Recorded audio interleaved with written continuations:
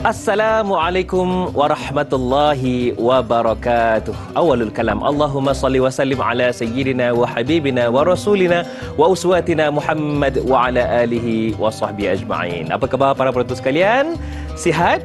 InsyaAllah kami di sini mendoakan anda semua berada dalam keadaan sihat sejahtera. Terutamanya kita dalam mood ataupun dalam keadaan suasana kira turun, dengan izin countdown untuk menyambut Ramadan Al-Mubarak ataupun bulan Ramadan yang penuh dengan keberkatan. Yang mana hari ini tanyalah Ustaz, biar tahu jangan keliru, kembali bersama dengan anda semua untuk hari ini, iaitu hari Jumaat Sayyidul Ayyam, 1 hari bulan 3, 1 Mac 2024 bersamaan dengan 20 Syaban 1445 Hijrah. Ini bermaksud lebih kurang dalam 10 hari sahaja lagi kita akan sama-sama melangkah masuk ke dalam bulan Ramadan. Jangan lupa untuk terus berdoa, Allahumma ballighna fi Ramadan. Ya Allah, sampaikanlah kami ke dalam bulan Ramadan itu, insya-Allah. Baiklah, hari ini tanyalah Ustaz, biar tahu jangan keliru, kita nak bawakan satu topik yang istimewa, yang mana mungkin ada pencerahan di sebalik sirah Nabi SAW, yang mana saya akan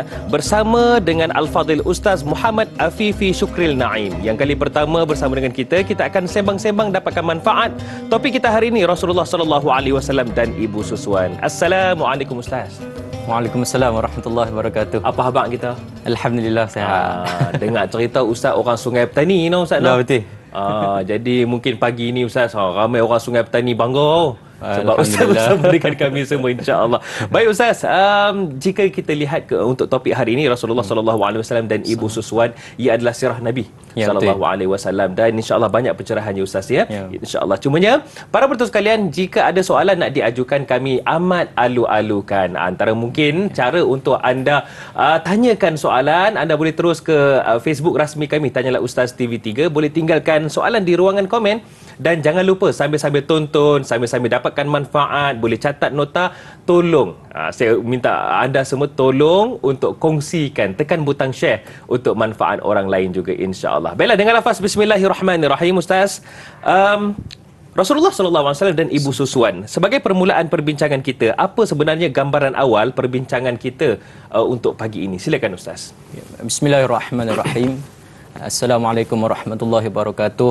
Buat penonton setia Tanyalah Ustaz di TV3, moga kita semua dalam rahmat serta kasih sayang Allah Subhanahu wa taala. Baik, untuk kita punya perkongsian lah pada pagi ini berkenaan dengan tajuk Rasulullah sallallahu alaihi wasallam dan Ibu Suswan, dan insya-Allah kita akan kupas berkenaan dengan apakah yang dikatakan Ibu Suswan, apakah ciri-ciri yang seseorang itu nak jadi anak susuan tu, mestilah dia ada syarat-syarat tertentu. Ada syarat dia? Dia ada syarat-syarat tertentu. Dia tak boleh kalau kata nak jadi anak susuan je, kita kata anak susuan, tiba-tiba terus jadi anak susuan. Tak, dia mesti ada syarat-syarat dia tertentu untuk menjadikan seseorang itu anak susuan.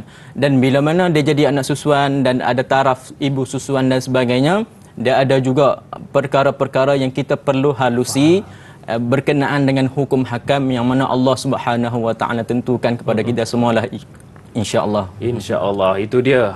Kita kena tahu juga hukum hakam Ibu Suswan, tak bolehlah terus mengaku itu anak susuan saya tu. Padahal mungkin sekali baru susu kan. Itu tak boleh lagi tu. Dan mungkin ada hukum hakam di sebaliknya. Kalau Ibu Suswan bagaimana dengan adik-beradik susuan tu kan. Ada hukum-hukum di sebaliknya. Cumanya Ustaz, kita nak raikan satu soalan yang mungkin kita bawakan di awal perbincangan kita juga. Daripada Sal Rasid di Facebook ni. Sal Rasid Cik-Cik ni katanya, adakah sebelum kelahiran Rasulullah SAW sudah wujud tradisi Ibu Suswan ni dalam kalangan Arab ni? Mengapa masyarakat, ini soalan kedua, mengapa masyarakat Arab begitu menitik beratkan tradisi ini, iaitu Ibu Suswan, malah mereka berlumba-lumba untuk berkhidmat menjadi Ibu Suswan? Mungkin Ustaz boleh kongsikan sedikit latar belakang orang Arab ketika itu. Okey, baik. Berdasarkan persoalan daripada saudara kita Sal Rashid berkenaan dengan persoalan pertama, yang mana adakah wujudnya Ibu Suswan ini sebelum daripada kelahiran Rasulullah sallallahu alaihi wasallam. Baik, berdasarkan persoalan tersebut, persoalan yang pertama, ya, memang wujud Ibu Suswan ini sebelum daripada wujudnya zaman Rasulullah sallallahu alaihi wasallam, kerana ia merupakan adat orang Arab sendiri yang mana mereka itu datang daripada perkampungan, datang ke kota, datang ke bandar untuk ambil anak-anak ini dan jadikan sebagai anak-anak susuan, dan mereka jadikan perkara tersebut sebagai satu upah ataupun sebagai sumber pendapatan. Sumber pendapatan macam kita lah. Kalau kita ni di Malaysia sekarang yang terkenal lah, kita ambil bibik, kita ambil orang upahan, kita ambil orang kata mem lah untuk mengasuh lah, untuk bantu susun atur di rumah. Tapi masa zaman Arab Jahiliyah, masa zaman Arab terdahulu, mereka jadikan ia sebagai satu pekerjaan. Mereka ambil anak susuan ini untuk mereka dapatkan sumber pendapatan, untuk mereka dapatkan sumber pendapatan tersebut untuk mereka meneruskan kelangsungan hidup lah.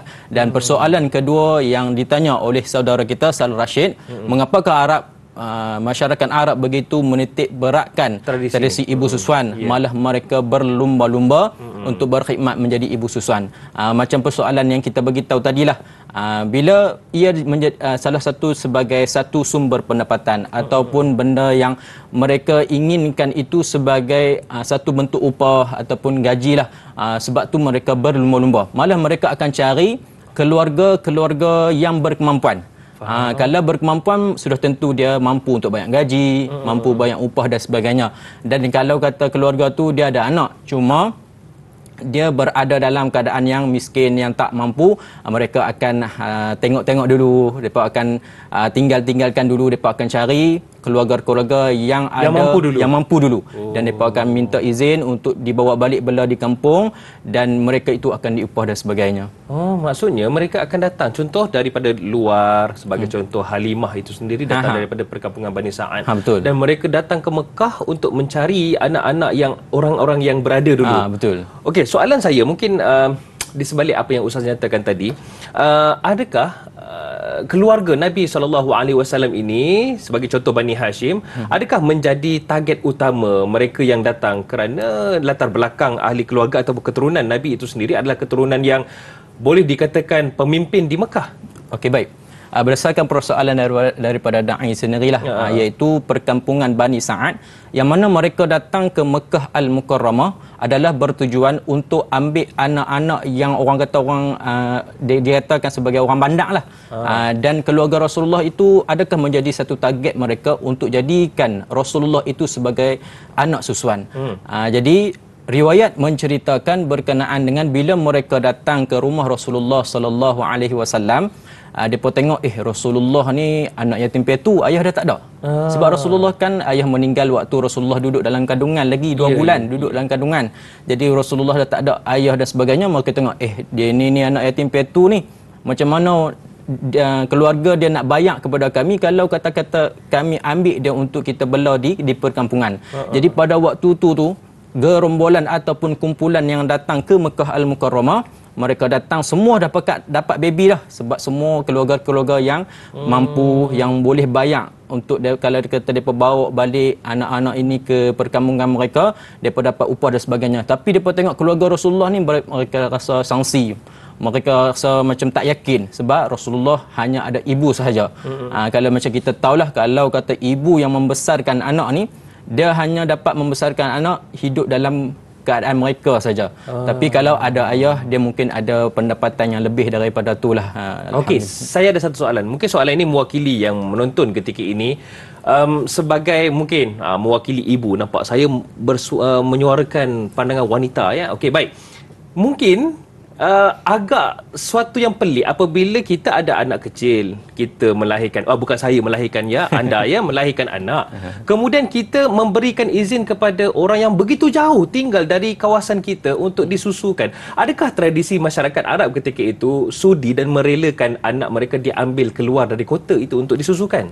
Baik, untuk tradisi Arab pada waktu dahululah, yang mana mereka terlebih yakin kepada orang-orang perkampungan ini untuk jaga anak mereka, daripada mereka bela ataupun mereka jaga anak mereka di bandar. Macam kita lah. Kalau anak-anak yang duduk di perkampungan, mereka lebih terjaga daripada segi sosialnya, daripada segi dia terjerumus dengan kawan-kawan yang tak bermanfaat, kawan-kawan yang ada perangai masalah akhlak yang bermacam-macam.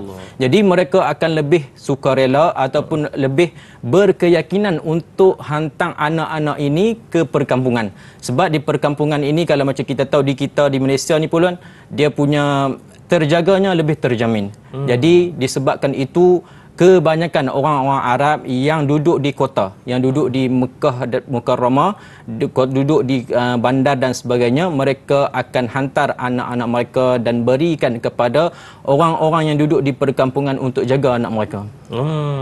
Bukan apa, sebab kalau kita tengok kebersihan terjaga, Betul. suasana keadaan persekitaran, Betul. kan, ditambah pula dengan masyarakat yang begitu berdikari di kawasan pedalaman, kan. Bukan apa Ustaz, kita punya penerbit ni orang KL. Baik, kita nak bawakan soalan juga. Mas Rifah Nur Jamain katanya, Assalamualaikum Ustaz Zanda. Waalaikumsalam. Ada berapa orang sebenarnya ibu susuan kepada Nabi SAW? Apakah keistimewaan ibu susuan Nabi yang namanya Halimatus Sa'diyah? Itu soalan pertama. Soalan kedua, bagaimana keakraban Nabi Muhammad SAW dengan ibu susuannya, iaitu Halimah ataupun Halimatus Sa'diyah, atau nama sebenarnya Halimah binti Abi Dhaib, Abdullah ibnu Al-Arith bin Saghnah. Silakan Ustaz. Baik, berdasarkan persoalan daripada sahabat kita Mas Rifah Nur Jamain berkenaan dengan berapa orangkah ibu susuan Rasulullah sallallahu alaihi wasallam. Baik, saya dapatlah daripada guru saya yang menyatakan ibu susuan Rasulullah sallallahu alaihi wasallam ni mempunyai 10 orang. 10 orang. Jadi seperti mana yang kita tahulah, yang pertama iaitu Siti Aminah, ibu kandung Rasulullah sallallahu alaihi wasallam. Yang mana riwayat menceritakan, ada beberapa riwayatlah yang menceritakan setelah mana Rasulullah sallallahu alaihi wasallam itu dilahirkan, Rasulullah dapat menyusu susu badan ibunya sendiri selama 9 hari. Ada riwayat yang menyatakan 7 hari dan ada riwayat yang menyatakan 6 hari. Dan selepas daripada itu Rasulullah sallallahu alaihi wasallam dilahirkan, perkhabaran tersebut dapat diketahui oleh salah seorang juga, iaitu ibu susuan Rasulullah sallallahu alaihi wasallam, iaitu Suwaibah Al-Aslamiyah. Siapakah Suwaibah Al-Aslamiyah ini? Ia merupakan hamba kepada Abu Lahab. Jadi kepada tuan-tuan dan puan-puan, kena pandai bezakan. Kadang-kadang kita tanya siapa Abu Lahab, siapa Abu Jahal, mereka sama ratakan. Dia berkata tu sama. Tu sama, sedangkan orangnya berbeza-beza. Yang mana Abu Lahab ini, ia merupakan bapa saudara kepada Rasulullah sallallahu alaihi wasallam. Jadi bila mana Suwaibah ni dia tahu kata Rasulullah sallallahu alaihi wasallam dilahirkan, dia maklum kepada dia punya tuan. Dia kata, Abu Lahab, ni anak saudara hang ni dah dilahirkan ni. Jadi dengan asbab tersebut, dengan gembiranya Abu Lahab terus memerdekakan Suwaibah Al-Aslamiyah ni. Jadi untuk pengetahuan tuan-tuan dan puan-puan, Abu Lahab ni dia mempunyai beberapa orang hamba. Dan dia memerdekakan Suwaibah Al-Aslamiyah ini adalah hamba yang paling terbaik, yang paling dia sayang pada waktu ketika tu. Jadi dengan asbab kegembiraan daripada Abu Lahab sendiri, dia kata tak apa, dengan asbab daripada Rasulullah sallallahu alaihi wasallam, anak menakan aku dilahirkan ini, maka aku merdekakan kamu. Jadi dengan asbab tersebutlah ada beberapa ulama menyatakan mereka bermimpi pada setiap hari Isnin, yang mana Allah Subhanahu wa taala meringankan azab kepada Abu Lahab. Atas asbab apa? Atas asbab kerana dia gembira, dia memerdekakan hambanya dengan sebab kelahiran Rasulullah sallallahu alaihi wasallam. Baik, bila mana Suwaibah ni datang ke rumah Rasulullah, seperti mana yang kita tahu, bila kelahiran Rasulullah ni ada perkara-perkara ajaib, perkara-perkara pelik yang berlaku kepada Rasulullah sallallahu alaihi wasallam. Yang mana waktu ketika Rasulullah lahir tu, rumah Rasulullah dalam keadaan bercahaya. Jadi waktu tu terjadinya perkara-perkara pelik. Jadi orang Arab ni kalau kata anak tu ada perkara pelik, perkara ajaib yang berlaku dekat rumah mereka, mereka takkan war-warkan dekat orang ramai lagi. Mereka akan panggil anak-anak saudara yang kata ahli keluarga terdekat dulu untuk mai tengok keadaan atau situasi yang berlaku pada waktu ketika tu. Jadi Abu Lahab ni pak menakan Nabi. Jadi dengan asbab tersebut dia kata, hang Suwaibah, hang pergi ke rumah Nabi, pergi ke rumah Siti Aminah, tengok apa keperluan yang mereka perlukan pada waktu ketika tu. Dia tak pergi. Biasalah pembesar, sibuk. Jadi dia arahkan dia punya hamba yang dimerdekakan tadi supaya pergi ke rumah Siti Aminah untuk tengok keadaan situasi yang terjadi pada waktu ketika tu. Dan bila mana Suwaibah masuk ke dalam rumah Rasulullah, Suwaibah minta izin kepada mak Rasulullah, boleh tak aku bagi minum susu kepada Rasulullah? Nak susukan? Nak susukan. Jadi diizinkan oleh mak Rasulullah, Siti Aminah bagi izin, dia ambil Rasulullah bagi minum susu dia di sebelah kanan. Maka Rasulullah pun minum, dan bila mana selesai sebelah kanan, Suwaibah ambil pula bagi susu sebelah kiri. Tapi malangnya Rasulullah tak minum pada waktu ketika tu. Sebab apa Rasulullah tak minum pada susu sebelah kiri? Sebab riwayat menceritakan Suwaibah juga pada waktu ketika tu mempunyai anak kecil. Kalau Rasulullah minum kedua-duanya, susu jadi tak ada lah. Habis lah. Jadi anak Suwaibah nak minum apa? Jadi di situ pengajaran yang kita boleh nampak, waktu ketika Rasulullah kecil pun Rasulullah dah ada sifat toleransi, sifat kasih sayang kepada budak-budak kecil. Rasulullah tak ambil semua kepada Rasulullah. Kalau boleh Rasulullah boleh nak minum semua. Tetapi Allah ajak kepada Rasulullah dalam keadaan waktu kecil pun kena ada sifat toleransi, isar kepada orang lain. Jangan tamak haloba kepada dirinya sendiri, jangan fikir diri, bagi juga kepada orang lain. Dan okey Ustaz, kejap lagi saya teringin nak tanya kepada Al-Fadhil Ustaz lah, kenapa dalam keadaan begitu ramai yang ada di situ tetapi terpilihnya Halimah? Boleh Ustaz kejap? Boleh insya-Allah. Jadi kepada anda semua nak nantikan jawapannya selepas ini. Tanyalah Ustaz, biar tahu jangan keliru.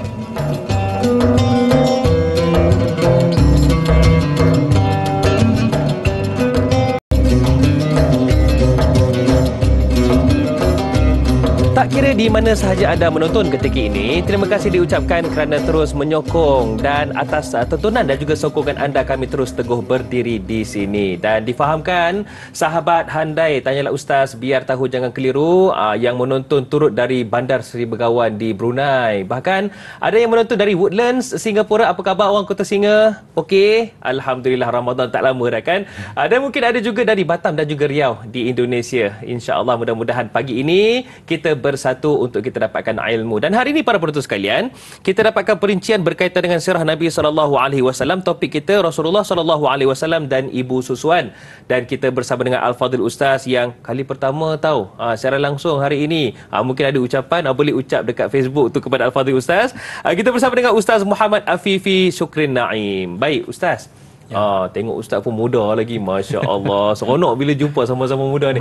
Baik Ustaz, dalam banyak-banyak ibu susuan ketika zaman Nabi SAW, bagaimana Allah takdirkan Halimah itu sendiri yang menyusukan Nabi? Sebab pernah saya dengar ketika kecil difahamkan Halimah ini serba kekurangan hidupnya. Silakan Ustaz. Baik, berdasarkan persoalan daripada yang diajukan oleh sahabat kita lah, sahabat Da'i Hadari, berkenaan dengan kenapakah Allah Subhanahu wa taala memilih Halimatus Sa'dah sebagai ibu susuan kepada Rasulullah sallallahu alaihi wasallam. Apa yang saya belajarlah daripada guru saya, menyatakan di dalam kitab ada menyebut an-nabi billah wa nahnu bin nabi. Nabi itu dia ada terikatan ia dengan Allah Subhanahu wa taala, dan kita ini sebagai umat Rasulullah sallallahu alaihi wasallam terikatnya kita itu dengan Rasulullah sallallahu alaihi wasallam. Dan guru saya pernah menyatakan kita ini sebesar-besar nikmat kita sebagai umat Islam adalah dengan adanya ataupun wujudnya Rasulullah sallallahu alaihi wasallam. Baik, kenapa Allah Subhanahu wa taala memilih Halimatus Sa'dah sebagai ibu susuan kepada Rasulullah sallallahu alaihi wasallam, walaupun sirah menceritakan pada permulaan Halimatus Sa'dah yang datang ke rumah Rasulullah dalam keadaan yang kurus kering, yang dalam keadaan kemiskinan dan sebagainya, tetapi Allah pilih dia. Seperti mana yang kita bacakan tadi, petikan yang ada di dalam kitab menyatakan Allah nak pilih orang yang dekatnya dengan Rasulullah sallallahu alaihi wasallam ni mesti orang-orang tu dia ada sifat-sifat tertentu ataupun ada ciri-ciri special yang ada terhadap dirinya. Dan riwayat menceritakan Halimatus Sa'diyah ini merupakan perempuan yang terbaiklah yang ada di perkampungan tersebut. Sebab itulah Allah Subhanahu wa taala memilih Halimatus Sa'diyah sebagai ibu susuan kepada Rasulullah sallallahu alaihi wasallam.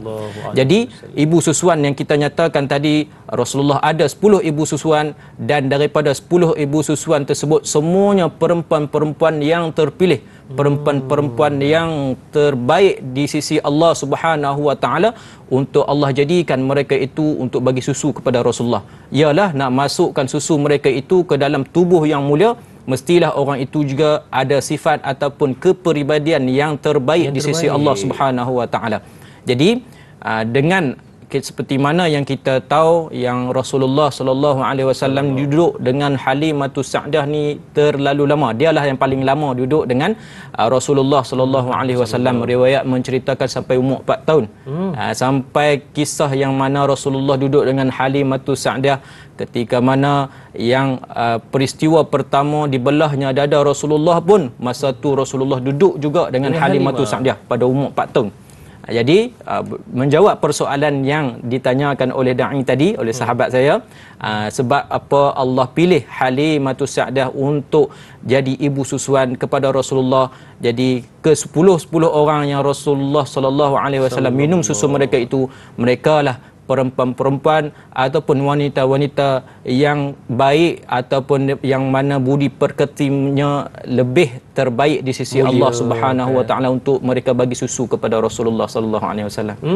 Itulah sempat saya membelik kitab, melihat bagaimana kisah Halimatus Sa'diyah yang pergi dalam keadaan serba kekurangan, untanya pun unta yang kurus. Nanti Ustaz boleh kongsikan kejap lagi bagaimana akhirnya dapat menyusukan dan terpilih menyusukan Nabi SAW. Baik Ustaz, ada soalan daripada Mak Etun ni di Facebook. Katanya semasa kecil Nabi Muhammad SAW disusukan oleh Halimatus Sa'diyah. Adakah Rasulullah SAW mempunyai adik-beradik susuan? Mungkin Halimatus Sa'diyah juga ada menjaga anak-anak yang lain. Itu yang pertama. Yang kedua, adakah baginda bertemu kembali dengan adik-beradik susuannya ketika masing-masing telah dewasa? Mungkin Ustaz boleh kongsikan. Okey, baik. Berdasarkan persoalan daripada sahabat kita Mak Etun, semasa kecil Nabi Muhammad sallallahu alaihi wasallam disusukan oleh Halimatus Sa'diyah, adakah Rasulullah sallallahu alaihi wasallam mempunyai adik-beradik susuan? Ya, menjawab persoalan daripada sahabat kita Mak Etun, memang Rasulullah sallallahu alaihi wasallam mempunyai adik-beradik susuan. Sebab pada waktu ketika tu Halimatus Sa'diyah pun mempunyai anak kandungnya sendiri. Jadi bila mana Rasulullah sallallahu alaihi wasallam duduk dengan Halimatus Sa'diyah, Rasulullah dikenali sebagai tergolong dalam golongan yang kita katakan sebagai anak susuan lah. Jadi dia ada juga adik-beradik susuan, yang mana Rasulullah duduk dengan adik-beradik susuan itu di dalam rumah Halimatus Sa'diyah di perkampungan Bani Sa'ad. Jadi membesarlah Rasulullah dengan adik-beradiknya, adik-beradik susuannya di perkampungan Bani Sa'ad, yang mana pada waktu ketika tu Halimatus Sa'diyah kata, aku menjaga Rasulullah sallallahu alaihi wasallam sepanjang Rasulullah duduk di rumah aku berada dalam keadaan bercahaya. Jadi tak perlu dah nak buka elektrik dan sebagainya, rumah aku sentiasa berada dalam keadaan cahaya terang benderang.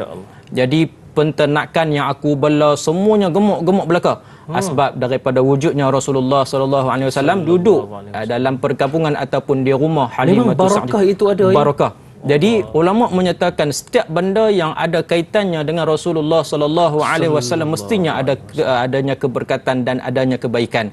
Yang mana Rasulullah sentuh ke, yang mana Rasulullah pernah lalu ke, mesti tempat tu dia akan ada keberkatan ataupun ada perkara-perkara yang tidak kita fikir dengan kita punya akal, tak masuk akal lah. Orang panggil perkara cari adat. Jadi kalau Rasulullah pergi ke satu tempat tu ataupun Rasulullah sentuhlah, kalau ada sahabat yang cedera dalam peperangan dan sebagainya, asbab daripada Rasulullah sallallahu alaihi wasallam sentuh kecederaan yang berlaku kepada sahabat tersebut, maka sahabat tu dia kata, mata aku yang cedera tadi lebih terang dengan asbab Rasulullah sallallahu alaihi wasallam sentuh mata aku, lebih terang itu sebelum daripada aku cedera.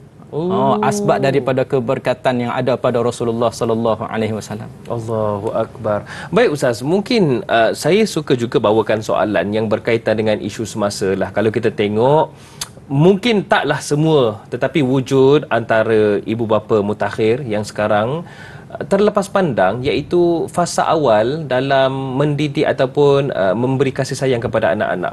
Dan berdasarkan kisah Nabi SAW bersama dengan ibu susuan ini, sebenarnya kalau kita tengok dari sudut ataupun aspek penjagaan anak itu sendiri, sebenarnya sangat-sangat proper, dengan izin, dengan sangat-sangat teliti. Bagaimana dibawa jauh dari Mekah untuk dibesarkan di kawasan yang begitu damai, begitu tenang, dijaga oleh, macam Ustaz sebut tadi, wanita yang terbaik. Apa sebenarnya yang sebenarnya mungkin jadi pesanan kepada ibu bapa di luar sana? Fasa awal mendidik anak-anak ni sangat penting, Ustaz. Baik, berdasarkan persoalan daripada sahabat saya lah, Da'i Hadari, berkenaan dengan pendidikan ataupun kita punya penjagaan awal lah kepada anak-anak kita. Jadi pesanan yang terbaiklah kepada tuan-tuan dan puan-puan, kalaulah kita itu diberikan zuriat oleh Allah Subhanahu Wa Taala, tak kisahlah zuriat itu zuriat yang memang kita nak ke ataupun kita tak nak. Contohlah dia nak anak perempuan, tiba-tiba Allah bagi anak lelaki. Dan bila Allah bagi anak ataupun rezeki zuriat kepada kita, terlebih dahulu permulaan bagi kita itu nak membesarkan anak, pastikan dalam diri anak kita itu masuknya susu kita sebagai mak kandungnya dulu. Itu lebih afdal. Itu lebih afdal. Sebab yang dikatakan susu yang terawal itu adalah sebagai susu emah. Kalau kata parah tu, susu tu dia akan jadi seolah-olah warna kekuning-kuningan. Bukan susu lembu dulu? Bukan. Kerana susu ibu dulu. Sebab pendapat mazhab Imam Syafi'i menyatakan pendapat ini adalah hukumnya wajib kepada mak kandung itu sendiri untuk bagi susu permulaan. Kalau dia bagi dalam masa seminggu pun tak ada masalah. Kalau contohlah dia ada ibu susuan, dia dah dapat dah ibu susuan yang dia upah, yang datang ke rumah dia, yang wajib mak tu dulu kena bagi susu kepada anaknya, agar yang dikatakan susu emah ini ia merupakan imun untuk jana kedalaman ataupun ketahanan dalaman anak-anak yang kita lahirkan itu. Jadi sebab itu pendapat mazhab Imam Syafi'i menyatakan wajib bagi mak tersebut susukan dahulu kepada anak tersebut, agar anak tu nanti dia membesar dalam keadaan yang baik, dalam keadaan yang terpelihara, dengan asbab susu yang masuk pada permulaan dalam mulut dia itu adalah susu yang terbaik, iaitu susu yang datang daripada maknya sendiri. Masya-Allah, itu yang terbaik Ustaz ya. Sebenarnya kadang-kadang kita fikir marah pula, macam menyusahkan je anak ni, nak bagi susu apa ni. Sabar bang, isteri kan ada kan. Susu isteri itu atau susu ibu itu lebih terutama Ustaz ya. Itu sangat penting, terutamanya dalam perkembangan anak-anak itu sendiri, termasuk ketahanan tubuh badannya. Okey, ada satu soalan ni, ini berkaitan dengan hukum hakam lah Ustaz, kita boleh bawakan juga mungkin di awal ini. Muhammad Faizal bin Ahmad katanya, ibu yang menyusukan anak juga ada kaitan dengan penjagaan aurat. Soalan saya, bagaimana cara terbaik dalam menjaga aurat bila menyusukan anak, terutamanya di tempat awam atau di dalam kenderaan awam? Mungkin ada yang terlepas pandang ataupun mungkin ada yang buat silap ke Ustaz? Silakan. Baik, berdasarkan persoalan daripada sahabat kita, saudara Faizal, berkenaan dengan ibu yang menyusukan anak ni, berkenaan dengan penjagaan aurat lah. Yang mana ibu susuan yang menyusu di dalam kenderaan awam ataupun di dalam tempat-tempat awam lah. Baik, kita ambil firman Allah Subhanahu Wa Taala. Allah sendiri pesan di dalam Quran, dalam surah Al-Ahzab, berkenaan dengan kalau kata nak jaga kita punya aurat, pastikan kita punya pakaian ataupun kita punya tudung labuh menutup kita punya dada.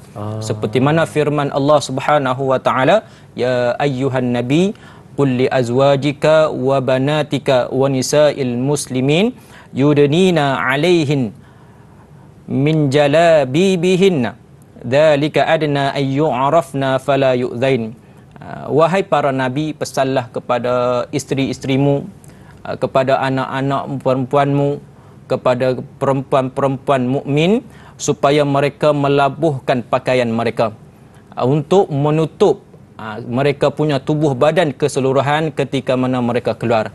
Dzalika adna, ini adalah Yang demikian lebih sesuai untuk mereka dikenal sebagai perempuan-perempuan yang baik.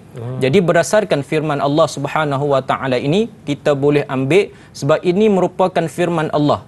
Ia dinyatakan di dalam kalam Allah, dinyatakan di dalam Quran, perlu melabuhkan kita punya pakaian untuk kita menjaga aurat kita. Kalau kita tak menyusu pun kena melabuhkan pakaian, kena melabuhkan tudung agar kita punya tubuh badan itu terpelihara daripada dilihat oleh orang-orang yang tidak dibenarkan lihat.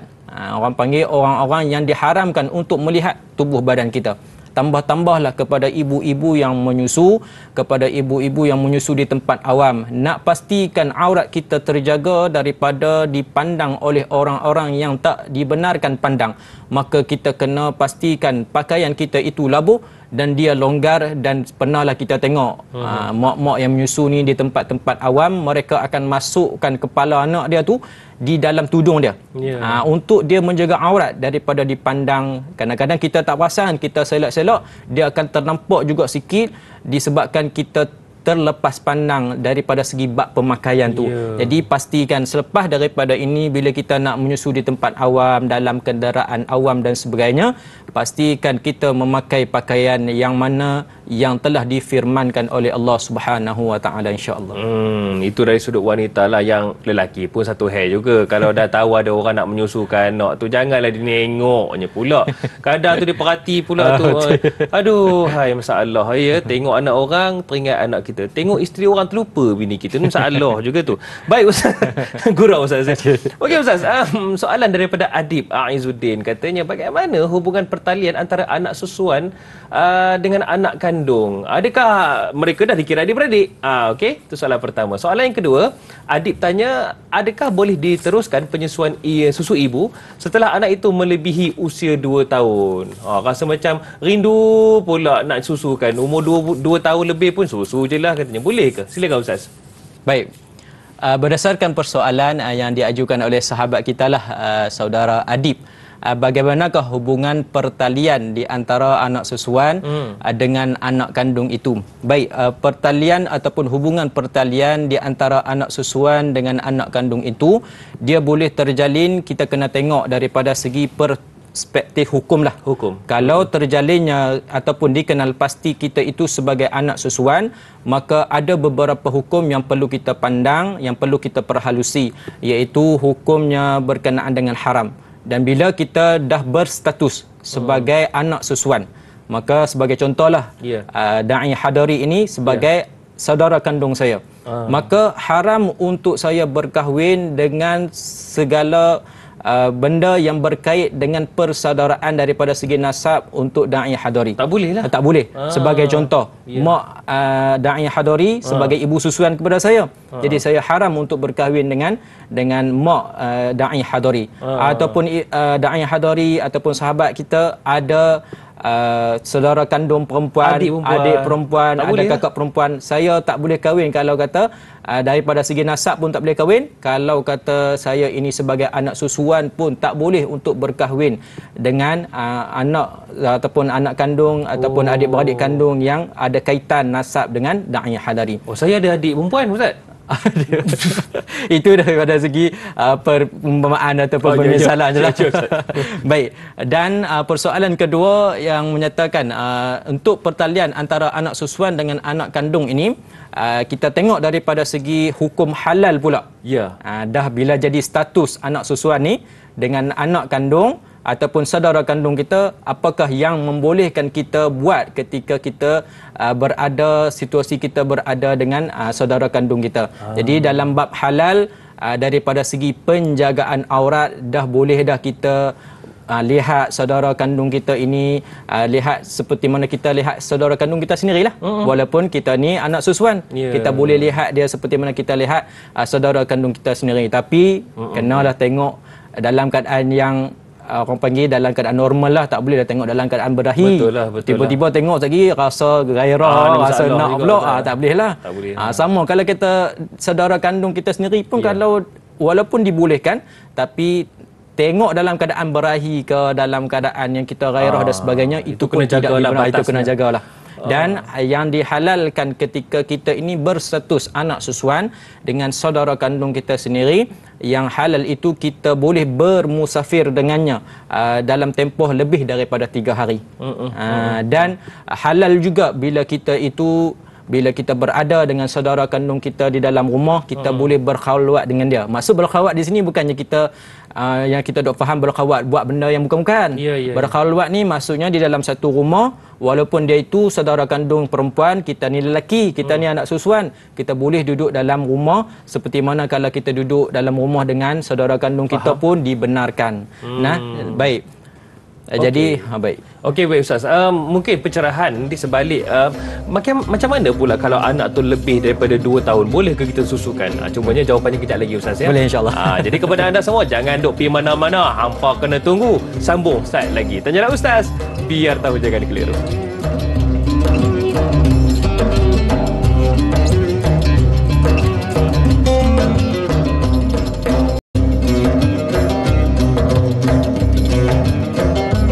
Segala jawapan ini dihuraikan dalam Tanyalah Ustaz, biar tahu jangan keliru. Dan Alhamdulillah hari ini kita dapat ilmu, dapatkan manfaat dari sudut perkongsian berkaitan dengan sirah Nabi SAW. Yang mana untuk hari ini kita bawakan perkongsian berkenaan dengan Rasulullah SAW serta ibu susuannya. Topik berkaitan ibu susuan dengan Rasulullah tahu, tapi banyak yang kita belajar, termasuklah hukum hakam, dan kita tahu latar belakang sirah, dan kita tahu juga antara sebab dan asbab dan juga latar belakang keadaan masyarakat Arab ketika itu. Dan Alhamdulillah kita dapat pencerahannya bersama dengan yang berbahagia Ustaz Muhammad Afifi, yang mana sudi untuk bersama dengan kita pada pagi ini. Baik Ustaz, kita nak sambung soalan daripada sahabat kita tadi tu. Boleh ke kalau anak yang lebih daripada 2 tahun kita susukan juga? Boleh ke Ustaz?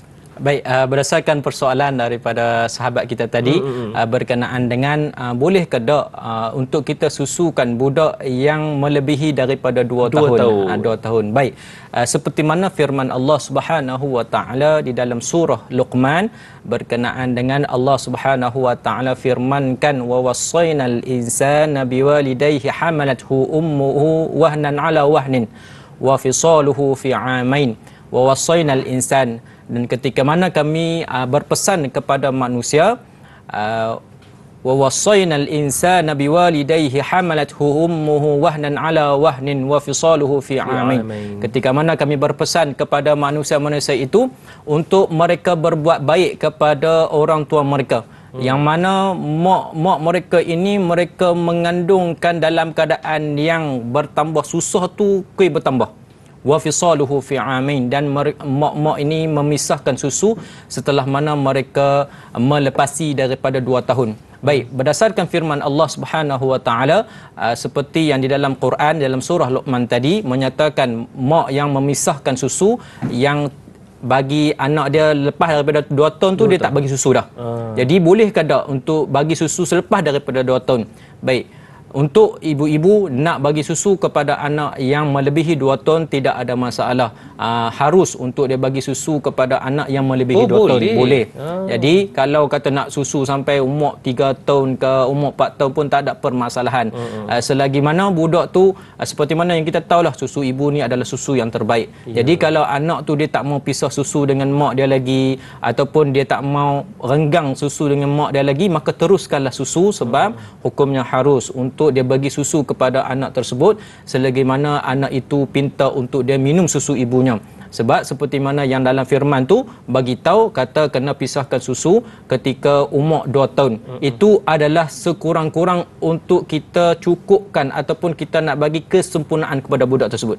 Kalau kata nak tambah lebih pada umur 2 tahun tak ada masalah, hukumnya harus dan sebagainya. Oh, tak ada masalah. Tapi janganlah sampai anak tu umur dah 6. Ada masalah juga, sayang sangat tu kan. Kena tengok juga sebab nak bagi anak berdikari Ustaz. Betul. Okey, baik. Ustaz Ziatul Siddiq, ada satu soalan ni Ustaz yang beliau tanyakan, bagaimana bagi ibu yang tidak mahu menyusukan anaknya kerana ingin menjaga kesihatan, disebabkan faktor tertentulah, dan ada ibu yang tidak direzekikan menyusukan anaknya kerana faktor tertentu. Apakah perkara ini akan disoal kelak? Allahu Akbar. Adakah Allah akan tanya kerana tidak menyempurnakan hak seorang anak itu sebab kesihatan? Silakan Ustaz.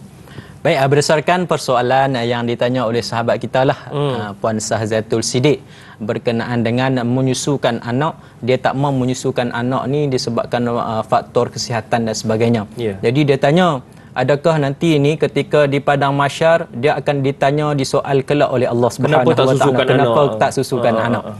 Baik, persoalan ini kita kena tahu dulu. Baik, hukum menyusukan anak ini merupakan satu pilihan, bukanlah sebagai satu kewajipan yang mana ibu-ibu kandung itu perlu untuk susukan anak mereka. Perlu tahu dulu hukum berkenaan dengan kalau dia melahirkan anak, dalam bab penyusuan kepada anak tersebut, hukumnya adalah bukan menjadi kewajipan. Ia merupakan sebagai salah satu pilihan. Sebab untuk menyediakan susu kepada anak itu merupakan benda wajib. Jadi pak ataupun suamilah, dia kena berkewajipan ke atas dia, tanggungjawab dia untuk sediakan susu kepada anak tersebut. Tak kiralah dia kena sediakan susu daripada, kalau kata dia berkemampuan, dia beli susu yang jenis formula. Ataupun dia berkemampuan, dia boleh upah untuk ibu susukan kepada anaknya. Dan kalau kata dia tak mau pilih untuk dua jalan tersebut, kalaulah isterinya sendiri pilih untuk menyusukan anak tersebut, dia kena bagi nafkah, dia kena bagi upah kepada isteri yang menyusukan anak tersebut. Sebab qaul mu'tamad mazhab Imam Syafi'i menyatakan bila mana seseorang tersebut dia lahirkan anak, maka pak dia wajib bagi nafkah ataupun dia sediakan susu kepada anak tersebut. Dia bukan menjadi satu kewajipan kepada mak. Mak ni pilihan dia saja. Kalau contoh dia kata tak maulah susu anak, tak larat, nak jaga badan dan sebagainya. Ini soalan berdasarkan faktor kesihatan. Tapi andai kata ada perempuan di sana, dia kata tak mau susukan anak sebab renyah lah sebagainya, saya raja banyak, saya letih dan sebagainya, dibolehkan. Maka si suami ni sampai satu tahap hukum yang menyatakan si suami tak boleh nak paksa isteri supaya bagi susu kepada anak. Sebagai contoh, kalau isteri kata saya tak mau susukan anak kita lah, nak suruh ayang susukan juga, pastikan bayar dulu kepada saya. Dia kata bagi dulu. Jadi buatlah deal bersama dia antara minta selit gaji lah. Minta selit gaji. Namun itu berdasarkan hukum yang dinyatakan dalam Islam. Cumanya janganlah kita berpegang 100% terhadap hukum tersebut. Ini adalah salah satu ihsan lah. Rugilah kalau kita ada anak tapi kita tak ambil kesempatan untuk kita susukan hasil daripada susu badan kita itu sendiri untuk masuk ke dalam anak kandung kita. Jadi rugi. Sebab susu ibu adalah susu yang terbaik. Pastikan bila kita ada kesempatan, ada masa untuk kita berikan juga susu kepada anak kita walaupun ia bukan menjadi satu kewajipan lah. Dan pastikan anak-anak kita sebelum daripada orang lain susu dia, pastikan kita dulu yang menyusui anak kita agar ia terjamin daripada segi akhlaknya, terjamin daripada segi kesihatannya, terjamin daripada segala benda lah. Dan mudah-mudahan anak tersebut terbela ataupun terjaga di dunia dan di akhirat, insya-Allah. Ustaz, saya nak tanya soalan ni. Soalan ini mewakili juga ibu-ibu di luar sana yang mungkin berkarier, sibuk kan. Ada ibu-ibu di luar sana yang masih lagi nak menyusukan anak, akan tetapi kerana kekangan masa dan tugasan, mereka melakukan cara begini. Mereka memerah susu itu ataupun mereka menggunakan kemudahan pam untuk menyusukan, untuk dikeluarkan susu dan diletakkan dalam botol. Dan soalannya, adakah ia dibolehkan dan adakah sama dari sudut nilai kita susukan secara terus dengan kita menggunakan kaedah tersebut? Adakah ia satu kaedah yang bagus juga? Silakan Ustaz. Baik. Berdasarkan persoalanlah daripada sahabat kita Da'i Hadari berkenaan dengan perempuan-perempuan yang berkejaya lah, yang ada kerja, yang sibuk dan sebagainya. Jadi mereka tak sempat nak susukan anak mereka. Dia ambil inisiatif lain, iaitu dia memerahkan susu yang ada di dalam diri dia dan masukkan ke dalam botol. Baik. Berdasarkan persoalan tadi, hukumnya adalah sama seperti mana kalau dia susukan di badan dia sendiri, kalau dia perah di dalam botol pun hukumnya sama. Sebab kalau dalam hukum ibu susuan pun, walaupun ibu susuan tu dia tak susukan terus direct daripada badan dia. Dia perah masuk dalam botol dulu, kemudian dia bagi anak tu minum daripada susu yang diperah tersebut, maka itu juga akan menyebabkan budak itu akan terjadi anak susuan juga. Yang pasti dia ada syarat-syarat dia lah. Untuk jadi anak susuan ni, dia bukan boleh main balas ikut dan lah. Berapa kali kenyang, Ustaz? Berapa kali kenyang itu mestilah sekurang-kurang kena 5 kali kenyang. Syarat dia. Untuk jadi anak susuan ini, kalau kata orang lain nak jadikan anak tersebut sebagai anak susuan, pastikan anak itu umurnya bawah pada 2 tahun. Kalau lebih pada 2 tahun, dia bukan dikategorikan sebagai anak susuan dah. Dia tak jadi dah. Syarat dia dah tak boleh dipakai dah. Sebab umur budak tu dah melebihi 2 tahun. Dan yang kedua, susuan tersebut mestilah kenyang sebanyak 5 kali. Contoh kenyang di sini adalah, kalaulah budak tu tak kisahlah dia minum di badan ibu susuan tersebut ke, ataupun dia minum di botol ke, ataupun dia masuk melalui hidung pun tak ada masalah. Jadi yang katakan sebagai 5 kali kenyang tu, kalau contoh dia minum susu ibu susuan dia di badan, tiba-tiba dalam keadaan minum susu tu dia pergi main dalam keadaan dia tak kenyang. Biasalah budak-budak dalam keadaan duk minum susu, dalam keadaan duk makan dan sebagainya, tiba-tiba ada kawan duk main-main tu, dia lepaskan susu dulu. Dalam keadaan dia minum tu, dia lepaskan tu dalam keadaan dia tak kenyang. Kemudian dia patah balik, dia minum susu. Jadi itu baru dikira sebagai 1 kali susuan. Yang penting kena kira bagi cukup 5 kali susuan tu. Kali pertama susuan tu dia sendiri yang lepaskan susuan daripada dia lepaskan. Tanda kenyang. Tanda kenyang. Kalau dia minum susu botol pun, kalau dia lepaskan botol, budak-budak ni dia pandai, walaupun dia tak boleh nak berdikari macam kita sebagai orang dewasa. Kalau dia kenyang, dia pandai lepas botol dia sendiri. Dia akan lepas. Jadi kita je makan tak mau berhenti. Itulah. Kalau boleh tambah tu tambah lagi noh.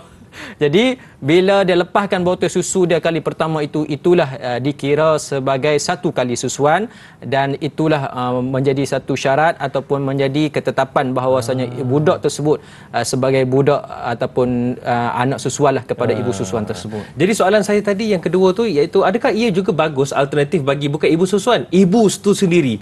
Sebab sibuk dia bagi anak dia dalam cara macam tu, dia pesan dekat orang pengasuh ke, ini susu saya perah untuk anak, boleh ke? Baik, itu adalah alternatif ataupun dia punya terbaiklah cara ataupun jalan terbaik yang dia sediakan untuk anak dia. Dia tak mau bagi anak dia minum susu formula. Kadang-kadang kita tak tahu, kita pergi hantar pengasuh dan sebagainya, kita bagi susu formula yang terbaik, dia pergi tukar susu lain dan sebagainya. Tapi dia bagi susu dia pesan kepada si pengasuh, pastikan bila saya tak ada dan duduk dengan kamu, pastikan anak saya ini minum susu saya yang diperah dan sebagainya. Dan itulah jalan terbaik, sebab kita nak pastikan dalam mulut anak kita, dalam badan anak kita ini mengalirnya susu yang terbaik dalam badan dia, insya-Allah. Okey, baik, itu dia satu pencerahan yang mungkin memudahkan buat anda yang berada di luar sana. Sibuk, jangan risau. Itu bukanlah penghalang untuk kita menyusukan anak kita. Ada alternatif-alternatif yang terbaik untuk kita lakukan. Baik Ustaz, kita akan rehat seketika dan insya-Allah ada lagi perkembangan dan juga kita akan kupaskan lagi isu ini ataupun topik ini. Jadi kepada anda semua terus setia bersama dengan kami. Tanyalah Ustaz, biar tahu jangan clear.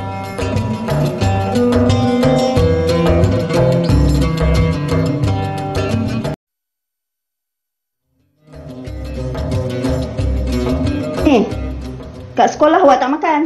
Mak bagi duit sekolah hari-hari. Buat apa? Bagi kawan? Mak selalu marahkan Soleh.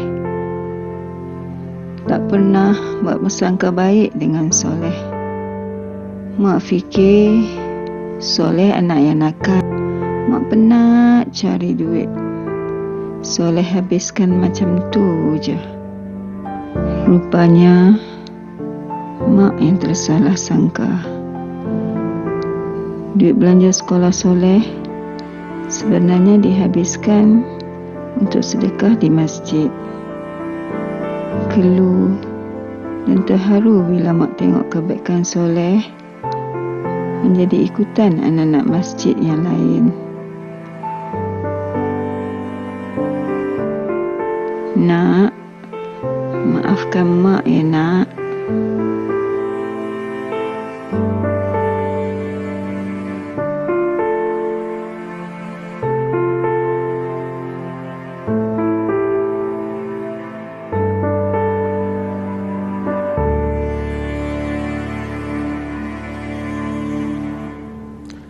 Bila menyentuh tentang ibu bapa sudah pasti memberi impak ataupun menyentuh hati seorang anak. Bahkan di Madat sendiri ada satu inisiatif yang mana diwujudkan sepi kepada Happy Insani. Jadi Madat mengambil selangkah ataupun langkah proaktif ke hadapan dalam menjadikan hospitality warga emas juga sebagai salah satu komponen terpenting dalam pembangunan pusat komuniti Islam di Madat. Okey, kita nak tanya Ustaz lah, sebenarnya apa antara tumpuan khusus untuk menjamin kesejahteraan, kebajikan, kelangsungan mungkin warga emas ataupun ibu bapa ini untuk terus dihargai dalam masyarakat kita, Ustaz? Okey, baik. Berdasarkan persoalan daripada sahabat kita lah, Da'i Hadori, berkenaan dengan mak ayah lah. Yang sekarang ini Madat mengambil inisiatif, mengambil cakna lah berkaitan dengan perkara ini, yang mana mak ayah, yang ibu bapa yang tak terbela, yang mana disisihkan oleh anak-anak ni, kita cuba wujudkan satu pembangunan untuk kita tempatkan pembangunan warga emas. Sebab kita nak pastikan ibu ataupun ayah-ayah yang tidak terbela ini untuk kita ambil duduk dengan kita, untuk kita jadikan mereka daripada mereka itu hidup dalam keadaan yang serabut, hidup dalam keadaan yang tidak selesa dan sebagainya, kepada Happy Insani lah, insya-Allah. Dan insya-Allah untuk warga emas yang kita akan ambil duduk dengan kita ini adalah ibu ayah yang merupakan secara sukarela mereka duduk dengan kita. Kita tak maulah warga emas yang kita ambil ini mereka duduk dalam keadaan secara keterpaksaan. Duduk dalam secara terpaksa ni, dia duduk dalam keadaan yang tak seronok. Kita nak keseronokan tu. Kita nak keseronokan. Jadi warga emas yang duduk dengan pihak kita, duduk dengan Murtada Dakwah Center, mereka ini bukanlah semata-mata mereka duduk dalam keadaan yang senang lenang, tak buat kerja apa. Ada tugasan-tugasan yang kita akan berikan kepada mereka. Salah satunya mereka juga akan mengimarahkan Masjid Darul Murtada. Jadi bila mereka duduk di situ, mereka berdekatan dengan masjid, mereka lah yang akan mengimarahkan daripada segi azan, daripada segi mereka akan hadirkan di kuliah-kuliah dan sebagainya. Dan kepada warga emas yang kita pilih untuk dengan kita, mereka juga akan kita bagi satu penugasan yang mana mendekatkan mereka ataupun mengingatkan mereka kepada kematian, iaitu sekarang ni kita ada pengurusan jenazah. Di sana pun ada? Ada pengurusan jenazah, iaitu dia punya konsep dia, panggil penjenamaan dia hancangkul. Sekarang pun masih ada. Jadi bila warga emas yang kita ambil duduk dengan kita ni, mereka itu kita akan tugaskan, mereka itulah yang akan menguruskan berkaitan dengan mandi jenazah, kafan jenazah, sembahyang jenazah sampai komplit semua. Untuk mereka itu jalankan ataupun kita penuhkan aktiviti mereka itu dengan perkara-perkara bermanfaat. Jadi warga emas yang duduk dengan kita juga, kita akan bagi penekanan berkaitan dengan kesihatan. Kita akan panggil doktor-doktor yang kita lantik untuk mereka itu mai cek kesihatan untuk warga, untuk jaga kesihatan mereka yang mereka duduk dengan kita. Ia merupakan salah satu tanggungjawab lah daripada pihak kita. Bila kita ambil duduk mereka itu duduk dengan kita dengan secara percuma, maka mereka punya kehidupan kita perlulah jaga daripada awal sampailah ke akhir hayat mereka, insya-Allah. Sangat-sangat menarik juga dijaga kebajikan warga emas di Madat. Jadi berbalik kepada infak ataupun usaha untuk membantu usaha ini. Jadi apa ataupun bagaimana caranya kami ini yang menyaksikan ketika ini untuk membantu turut sama membantu hospitality warga emas ataupun berinfak untuk Murtada Dakwah Center ini? Silakan Ustaz. Baik, untuk tuan-tuan dan puan-puan yang berkehendak ataupun berhajat untuk memberikan infak, berzakat, berwakaf dan sebagainya, kepada tuan-tuan dan puan-puan, sekarang ini kita dalam fasa pembinaan, kita sangat tekankan untuk kita siapkan pembangunan pusat tahfiz fasa 2, iaitu asrama lah untuk penempatan pelajar. Sebab pelajar yang masuk ni kapasiti dah penuh. Jadi bila siap asrama tersebut, insya-Allah kemasukan pelajar kita akan tambah ataupun kita akan penuhi dengan lebih banyak lah. Dan untuk pengetahuan tuan-tuan dan puan-puan, kita lagi masih memerlukan sekitar RM150,000 untuk siapkan prasarana asrama tersebut. Total asrama 4 juta. Jadi lagi masih memerlukan sekitar RM150,000. Nak bagi dalam jumlah 150,000 ni memang besar lah. Kita pun tak berkemampuan dan sebagainya. Jadi saya mengajak tuan-tuan dan puan-puan yang menonton ni untuk sama-sama kita jadikan benda tersebut sebagai salah satu jalan yang mudah dengan kita perlu cari sekitar 150 orang yang menyumbang sebanyak RM100. Dengar 100 ni tak ada masalah. 100 ringan saja untuk kita menyumbang. Carilah adik-beradik ke jiran tetangga dan sebagainya. Cukup saja 150 orang yang menyumbang sebanyak RM100, maka akan cukuplah 150,000 untuk kita siapkan prasarana asrama. Dan kepada tuan-tuan dan puan-puan juga, kita juga masih memerlukan dana ataupun kos untuk kita siapkan prasarana jalan tar kita.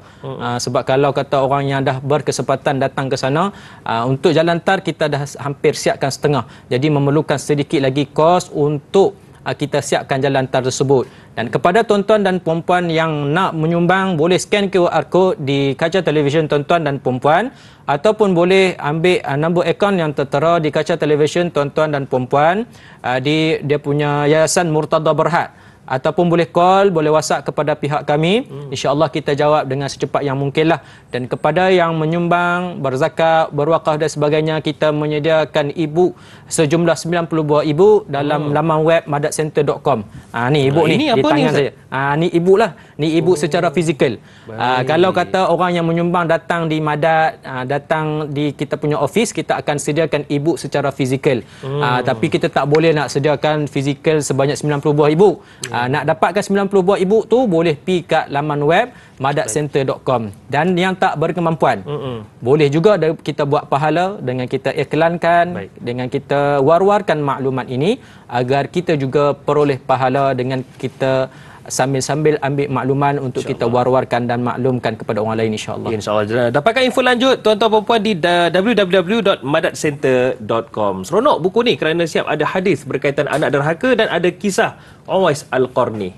InsyaAllah boleh dapatkan. Baiklah, Ustaz, kita akan tutup dulu di TV3 dan kita akan ada sambungannya selepas ini di TV9. Terus setia bersama kami. Tanyalah Ustaz, biar tahu, jangan keliru.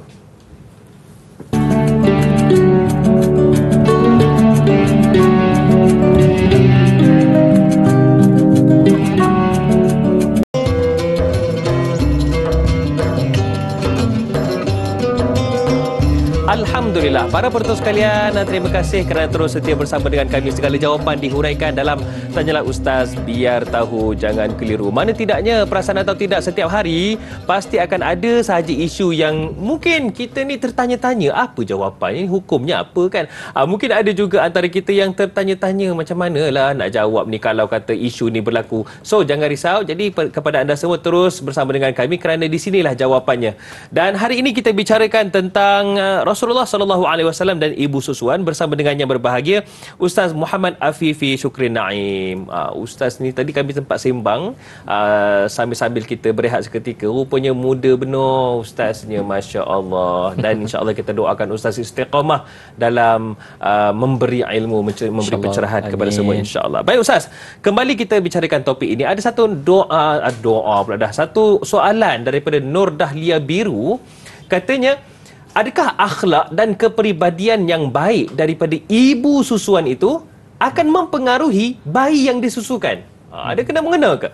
Dan mengapa kebiasaannya anak lebih rapat dengan ibu yang menyusukannya? Kesian suaminya kan? Berbanding dengan anak yang diberi susu formula. Mungkin Ustaz boleh kongsikan.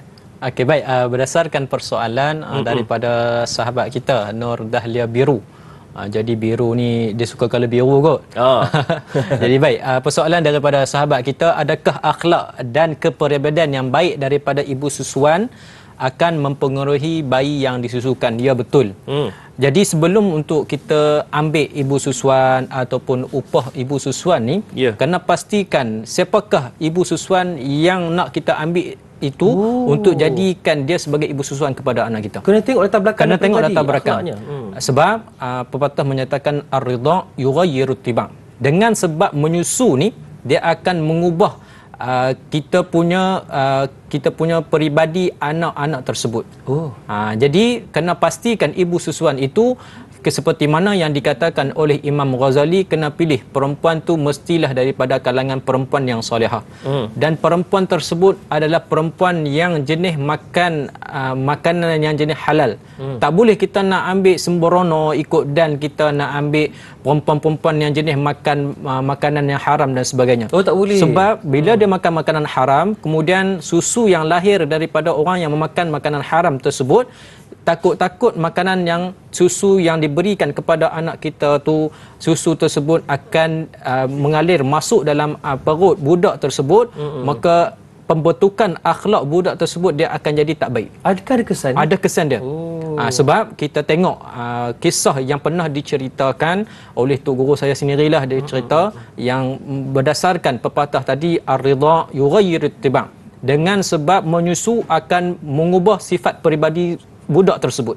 Ada kisahlah seperti mana pada zaman dahulu ada raja ni, jadi kalau raja ke ataupun sultan ni, mereka terkenal dengan perlumbaan kuda. Jadi mereka akan berlumba kuda, nak tengok kuda siapa yang menang. Jadi dia panggil Tok Bomo dia. Dia kata, mai Sat, Tok Bomo yang buta, dia kata, hang tolong pilih Sat, kuda mana di antara kuda-kuda aku ni yang paling laju. Jadi yang si Bomo ni dia kata, tuan pilih kuda ni, kuda kala putih ni. Dan bila mana dalam bermulanya pertandingan tersebut, syarat pertandingan, kuda yang lari mestilah ke sana dan patah balik. Dan bila mana whistle saja dilepaskan, kuda yang raja tadi ni dia pecut laju, memang laju betul, seperti mana yang dikatakan oleh Bomo. Dan bila sampai di sana, syarat mesti patah balik. Tapi kuda ni dia mengubang di depan tu. Dia tak nak patah balik? Dia tak nak patah balik.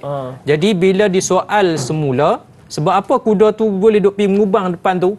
Jadi bila cek-cek balik, mereka kata kuda ni dulu dia tersilap pergi minum susu rebau. Kan rebau kan jenis mengubang. Sebab tu dia mengikut sifat yang ada pada rebau yang jenis mengubang. Ada kesan dia. Seperti mana kisah yang diceritakan oleh ulama-ulama kita yang mengatakan ada pernah terjadilah pada satu ketika Imam Haramain. Terjadi pada Imam Haramain, ayah dia pergi kerja. Ayah Imam Haramain pergi kerja, mak tinggallah dengan Imam Haramain di rumah. Biasalah macam kita kalau duduk di rumah ada jiran-jiran yang mai berkunjung ke rumah nak sembang dan sebagainya. Jadi bila jiran datang ke rumah, mak Imam Haramain buat kerja di dapur, biasalah nak jamu, makan dan sebagainya.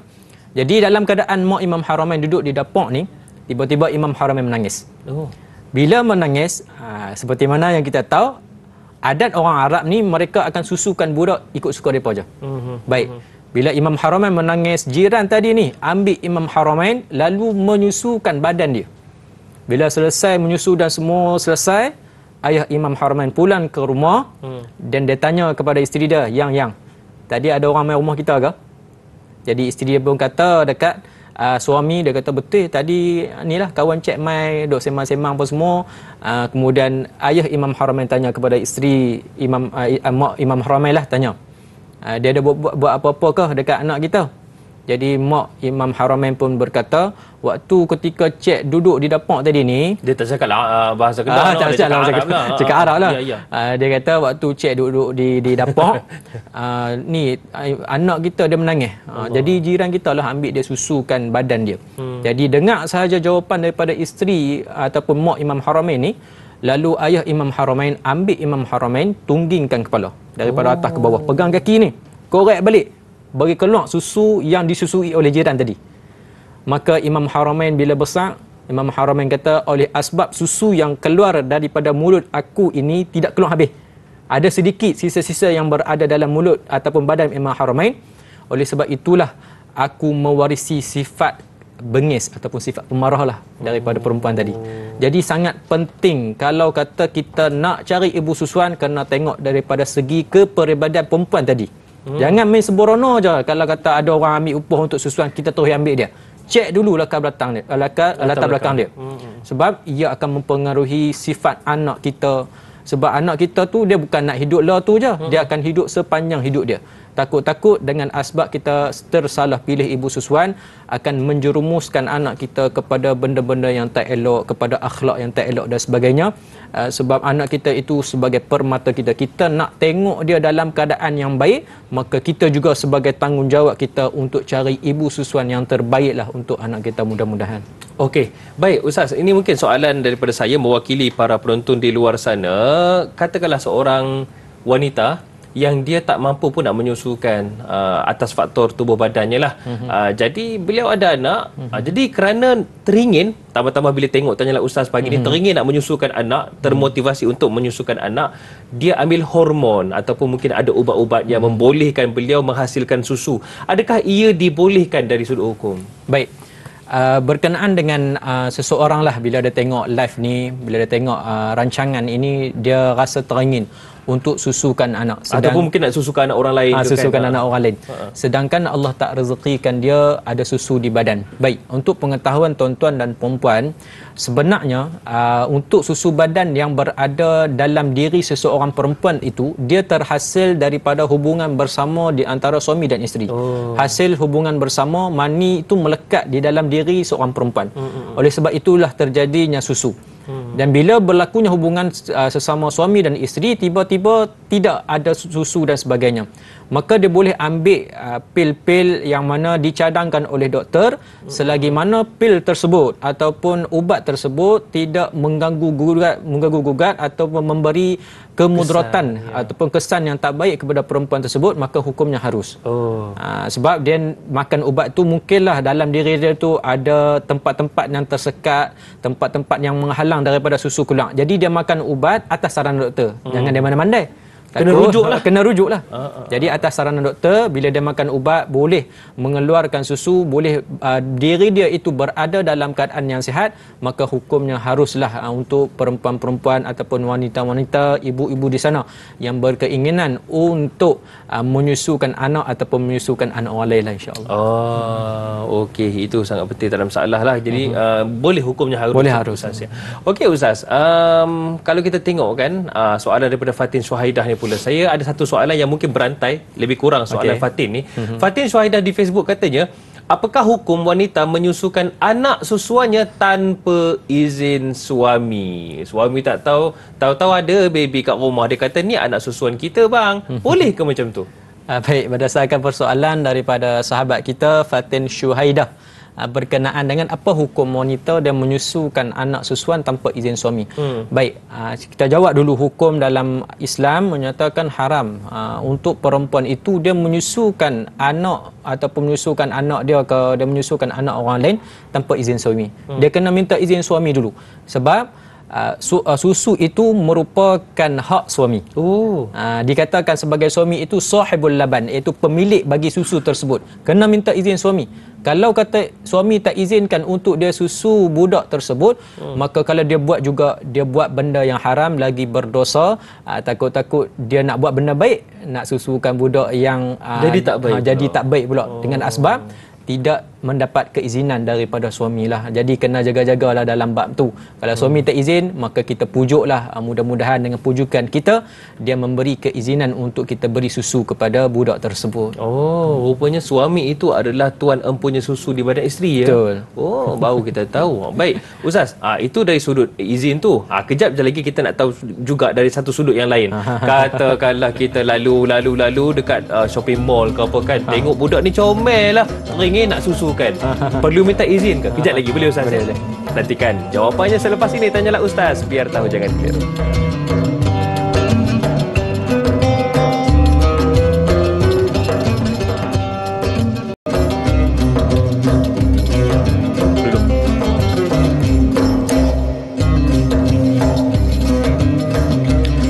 Alhamdulillah, Tanya Ustaz, biar tahu jangan keliru kembali bersama dengan saya Da'i Hadari, dan hari ini kita bicarakan tentang Rasulullah sallallahu alaihi wasallam dan ibu susuan, yang mana hari ini kita dapat pencerahan, dapatkan ilmu manfaat daripada yang berbahagia Ustaz Muhammad Afifi. Baik, kepada para penonton sekalian, saya mohon kepada yang menonton ketika ini, terutamanya di live Facebook kita, untuk terus tekan butang dengan izin share tekan kongsi supaya lebih ramai dapat manfaatnya. Termasuklah bila berkait dengan hukum ibu susuan, Ustaz ya. Ini sebenarnya ramai perlu tahu. Bahkan tadi pun Ustaz ada bagi pencerahan tentang bagaimana seorang ibu boleh ke kalau kita botolkan susu itu untuk kita berikan kepada anak kerana kekangan kerja. InsyaAllah mudah-mudahan kalau tuan-tuan perempuan kongsikan ini akan menjadi pahala berterusan. Baiklah Ustaz. Alang-alang kita bincang tentang Rasulullah SAW dan ibu susuan ni, kita nak tahu jugalah tentang mungkin sebagai manusia biasa, kadang-kadang tu kita jalan-jalan, tengok kita rapat sembang pula dengan mak ayah dia, tengok anak dia, ya Allah, comel. Ada macam seorang da'i tu comel jugalah kan. Dia pakai baju biru. Dan nak ceritanya comel betul budak tu. Jadi tak, bukan saya. Okay. Jadi nak ceritanya para penonton sekalian, tiba-tiba kita terdetik hati Ustaz.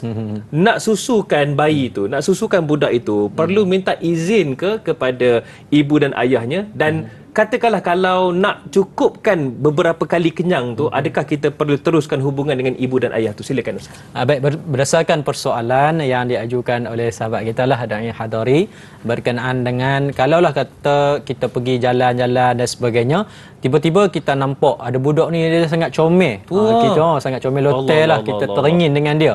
Jadi kebetulan waktu tu pula dia tengah menangis. Jadi apakah perlukah tak untuk kita minta izin dulu kepada mak ayah dia untuk kita susukan dia? Jawapannya ya. Sebab pemilik bagi budak tersebut adalah mak ayah budak tersebut. Jadi kita tak bolehlah nak bagi makan kepada budak tu ikut dan kita aja. Tapi dia tengah riau Ustaz. Dia tengah riau. Bukan mak ayah dia ada. Baik, kita tak boleh untuk kita buat suka hati. Tak kisahlah daripada segi susuan ke, daripada segi pemberian makanan dan sebagainya. Sebab satu, kita takutlah sebab kalau kita bagi susuan tu tanpa kerelaan daripada keizinan daripada mak ayah budak tersebut, kan kita bagi tahu tadi, nak bagi susuan kepada anak kita, nak lantik ibu susuan ataupun nak upah ibu susuan, kena pastikan perempuan tersebut adalah perempuan yang jenis baik-baik, solehah dan sebagainya. Perlu siasat dulu.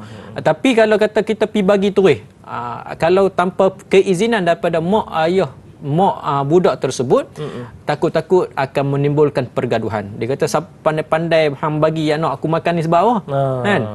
Ni anak aku, jadi hang kena minta izin aku dulu. Kadang-kadang kita orang Malaysia ni, kita tak faham. Nampak je budak menangis dan sebagainya, kita pergi suap makanan ikut dan. Tak boleh. Tak boleh. Kita kena minta izin dulu. Sebab takut-takut kalau dia suap makanan tu merupakan makanan yang haram. Bukan haram di sini adalah makanan yang non halal. Tapi haram daripada segi dapatan dia tu. Dia beli tu dalam keadaan duit haram dan sebagainya. Tiba-tiba masuk dalam mulut anak kita dalam keadaan anak kita makan benda yang haram. Dan masuk pula tu dia membentuk tubuh badan ataupun jasad peribadi budak tersebut. Jadi darah daging. Jadi untuk tuan-tuan dan perempuan yang nak menyusu, pastikan minta izin dulu. Kalau dia tak benarkan pun, pujuklah. Saya ni teringin, saya ni memang sukalah dengan anak puan, boleh tak saya susukan dia? Minta izin dulu, jangan kita pandai-pandai ikut dan kita tak buat nak susukan dia tanpa kerelaan daripada mak dan ayah lah. Okey, kalau kita nak teruskan hubungan, sebagai contoh nak berikan beberapa kali kenyang tu untuk jadi ibu susuan, perlu diteruskan hubungan dengan ibu ayah tu? Baik, berdasarkan persoalan ni, kalau kata kita nak meneruskan hubungan dengan mak ayah ataupun kita nak jadikan budak tersebut sebagai anak susuan, kalau ikut hukumnya, kalau kata kita nak jadikan anak susuan tersebut tanpa ada tujuan. Orang tanya, sebab apa nak jadikan anak susuan tu sebagai anak susuan? Dia kata tak ada apa-apa tujuan, saja nak bagi susu. Hukumnya, pada asalnya hukumnya makruh. Hukumnya makruh. Melainkan ada sebab-sebab tertentu. Kita tanya dia, sebab apa nak jadikan budak ni sebagai anak susuan? Sebab nak jaga batasan aurat. Aku dah ambil dia sebagai anak angkat, aku tak ada anak. Aku jadikan dia sebagai anak angkat, nanti takut dia besar tu, aurat dia dengan aku perlu jaga. Dalam bab ambil anak angkat. Jadi nak pastikan dia itu terjamin daripada segi aurat, daripada segi bersentuhan dan sebagainya, maka dibolehkan, dia berubah hukum lah. Daripada makruh tadi, dibolehkan untuk kita jadikan dia sebagai anak susuan, dengan sebab kita nak jaga kemaslahatan daripada segi aurat, daripada segi kita duduk bersama dengan dia. Bab kecil ni tak ada masalah. Bila dah main besar nanti, takut-takut kita tak jaga dalam bab tu, bila dia dah besar, dia dah tengok aurat kita, kita duduk pula dengan dia, kita berada dalam kita buat dosa sepanjang masa. Kita takut-takut yang tu lah. Kita tak nak sampai tahap macam tu lah Betul. Ustaz ya. Okey, ini ada satu soalan daripada Razali Zali ni di Facebook. Katanya, bolehkah seseorang Muslim itu mendapat seorang ibu susuan daripada non-Muslim yang belum Islam, dan apakah hukumnya di sisi Islam? Bolehkah Ustaz? Okey, baik. Berdasarkan persoalan daripada sahabat kita Razali Zali Ismail berkenaan dengan bolehkah seseorang Muslim itu dia mendapat ibu susuan daripada orang yang bukan Islam. Baik, daripada segi bab hukum yang menyatakan kalau kata anak itu adalah anak yang bukan Muslim, manakala ibu tu ibu Muslim, dan kalau ibu tu bukan ibu Muslim dan anak itu anak Muslim pula, dia terbaliklah. Terbalik. Macam mana hukum kita bagi anak kita kepada orang yang bukan Islam menyusukan anak kita? Baik, hukumnya daripada segi hukum Islam adalah harus. Sebab tidak ada dalil-dalil pensyariatan ataupun dalil-dalil yang larangan, dalil-dalil pengharaman untuk kita tidak berikan susu tersebut kepada orang yang bukan Islam untuk susu. Daripada segi kod orang kata, satgi bagi anak aku minum susu dia, dahlah dia bukan Islam, satgi boleh menyebabkan anak aku terkeluar daripada Islam. Dah. Daripada segi susuan dibenarkan, diharuskan. Tak ada masalah. Cumanya kalau sebolehnya kita elakkanlah kalau boleh, sebab dia beragama lain. Daripada segi penganutan, dia punya ketaatan ibadahnya pun dah lari dah. Dia tak beribadah kepada Allah. Kita nak pastikan susu yang masuk dalam badan anak kita ni susu yang terbaik, susu yang terpilih dan sebagainya. Seperti mana yang kita bagi tahu perempuan tu perempuan yang solehah dan sebagainya. Jadi kalau kata betul pun dia terbagi, maka tidak ada masalah apa-apa lah. Sebab hukumnya adalah harus. Hukumnya adalah harus. Okey Ustaz, ada satu soalan ni, mungkin kita boleh bawakan Intan Zurina punya soalan. Yang ini Ustaz, saya duk tunggu lama dah soalan ni keluar. Penerbit baru bagi dia, buah leh dia kata. Okey, mungkin soalan beliau ada 3 soalan. Kita tolak soalan pertama tu lah, kerana soalan pertama dah dijawab. Soalan kedua dan ketiga tu. Intan Zurina bertanya, apakah hukum jika suami terminum susu badan isterinya? Allahu Akbar, tak tahulah ni accident ni. Tak, bukan apa Ustaz, musim panas, buka peti air, tengok-tengok adalah susu. Rupanya isterinya nak bagi ke anak. Lelai bapaknya minum kan. Apa hukumnya? Itu yang pertama lah. Yang kedua, apakah hukum memakan pil menghentikan susu badan? Dia hentikan susu badan dengan memaksa. Adakah ia dibolehkan dengan alasan yang kukuh? Silakan Ustaz. Baik, berdasarkan persoalan daripada sahabat kita lah Intan Zurina berkenaan dengan apakah hukum jika suami dia terminum susu badan isteri. Terminum maksud kata tak sengaja lah. Tak sengaja Ustaz. Baik, maka dibolehkan. Kalau kata dia sengaja pun boleh, dibolehkan, boleh. Sebab suami itu adalah sahibul laban, dia pemilik bagi susu. Dia yang tuan bagi empunya susu. Ini tak kisahlah berapa kali kenyang. Boleh, tak kisah. Sebab kalau kata orang tak faham, satgi orang timbulkan persoalan. Bolehkah suami minum susu isteri ni? Satgi tiba-tiba suami tu jadi anak susuan pula kepada isteri dia. Itulah. Jadi kena tahu dulu syarat-syarat untuk budak susuan itu jadi anak susuan. Dia mestilah berumur bawah 2 tahun. Ni suami kita takkan bawah 2 tahun. Dah umur 40 dah. Dia pergi minum susu. Akan jadi anak susuan ke tak? Tapi manja macam baby juga. Mak manja tu tak kisahlah sebab suami isteri tak. Jadi tak ada masalah untuk suami minum isteri punya susu dalam keadaan terpaksa ke dalam keadaan sukarela, tak ada masalah. Jadi tak menimbulkan isu berkenaan dengan anak susuan dan sebagainya. Sebab seperti mana yang kita bagi tahu, suami itu adalah sahibul laban, pemilik bagi susu. Jadi kalau tak sengaja lah Ustaz ya. Kalau tak sengaja. Tapi kalau sengaja pun tak ada masalah. Sebab kalau seorang perempuan ni dia nak ada susu di badan dia adalah disebabkan hubungan bersama dia dengan suami. Maksudnya bila hubungan bersama dia dengan suami, air mani suami itu melekat di badan perempuan tersebut, akan terhasilnya susu. Jadi sebab itulah kalau kata suami terminum ke ataupun sengaja minum, maka susu itu dibolehkan untuk minum lah, bukan haram lah. Baik. Soalan kedua tadi tu berkaitan dengan memakan pil menghentikan susu badan tu, boleh ke tidak Ustaz? Baik, bagi bagi seseorang perempuan yang dia makan pil untuk menghentikan susu badan tanpa alasan yang kukuh, kita tak tahulah sebab apa dia menghentikan susu badan. Selalunya kalau orang makan pil ni, dia cari ubat adalah sebab-sebab tertentu. Mungkin sebab kalau dia tak makan pil, susu dia jadi penuh, dia jadi membengkak sehingga menyakitkan. Kalau kata dia menghentikan susu adalah sebab memang dia tak mau bagi susu dekat anak dia, tidak menjadi permasalahan lah. Adakah dia akan disoal oleh Allah waktu akhirat nanti? Tak menjadi persoalan. Allah tak akan soal dia, sebab macam kita beritahu, susu yang diberikan oleh ibu kepada anak ni merupakan satu pilihan, bukan kewajipan. Baik. Jadi pilihan dia lah. Kalau kata dia nak anak dia tu berada dalam keadaan yang baik, sihat sentiasa, maka dia pilih untuk bagi susu dekat anak dia. Tapi kalau dia menghentikan susu tanpa alasan kukuh pun tak ada masalah, sebab itu bukan menjadi kewajipan. Bila bukan menjadi kewajipan, dia tak jatuh berdosa lah. Dia ambil pil perancam tu, mungkin dia ada sebab-sebab tertentu. Cuma ditanya di sini tanpa alasan kukuh, kita pun tak tahu dia ambil tu sebab apa. Jadi hukumnya adalah haruslah dia ambil ubat tersebut. Saya kadang-kadang tu nak tergelak juga, sebab kadang saya terfikir over, Ustaz.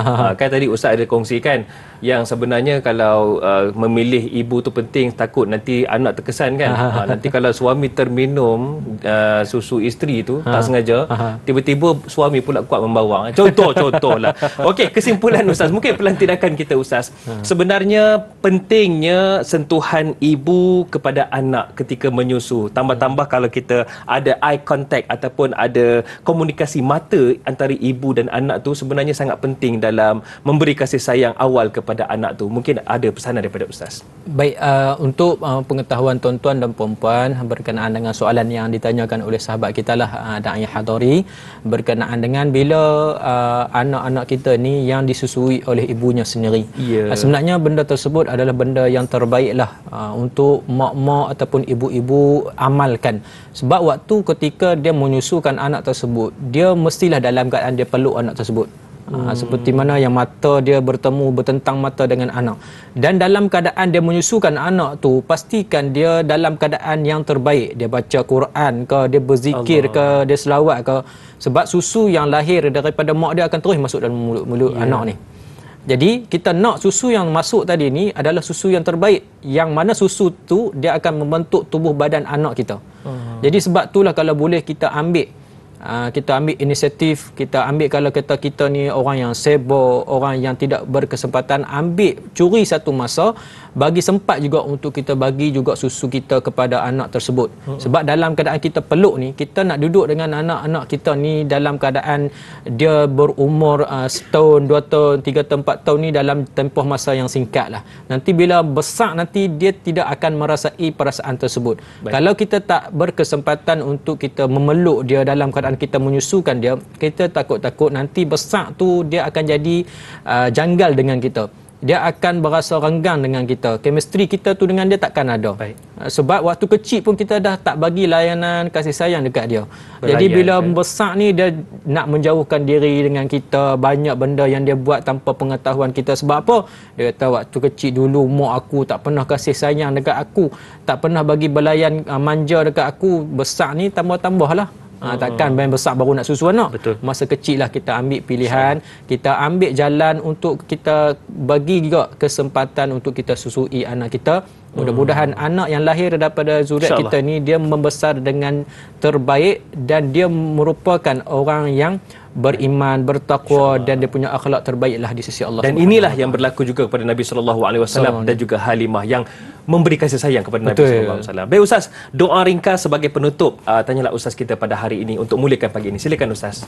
Bismillahirrahmanirrahim. Alhamdulillahirabbil alamin, wassalatu wassalamu ala asyrafil anbiya'i wal mursalin wa ala alihi wa sahbihi ajma'in. Ya Allah, ya Tuhan kami, terimalah ibadat kami, terimalah sembahyang kami, ampunkanlah dosa kami, ampunkanlah dosa ibu dan ayah kami, ampunkanlah dosa guru-guru kami, ampunkanlah dosa sahabat-sahabat kami, ampunkanlah dosa kaum muslimin muslimat yang masih hidup dan yang telah mati, ya Allah. Jauhkanlah kami daripada api neraka-Mu, ya Allah. Jauhkanlah kami daripada fitnah Dajjal-Mu, ya Allah. Jauhkanlah kami daripada azab kubur-Mu, ya Allah. Jauhkanlah kami daripada melakukan maksiat kepada-Mu, ya Allah. Ya Allah, jadikanlah anak-anak kami anak yang mengikut akhlak Rasulullah sallallahu alaihi wasallam. Jadikanlah kami ini anak-anak yang soleh, anak-anak yang mendengar kata, anak-anak yang tidak melawan apa yang disuruh oleh mak dan ayah kami, ya Allah.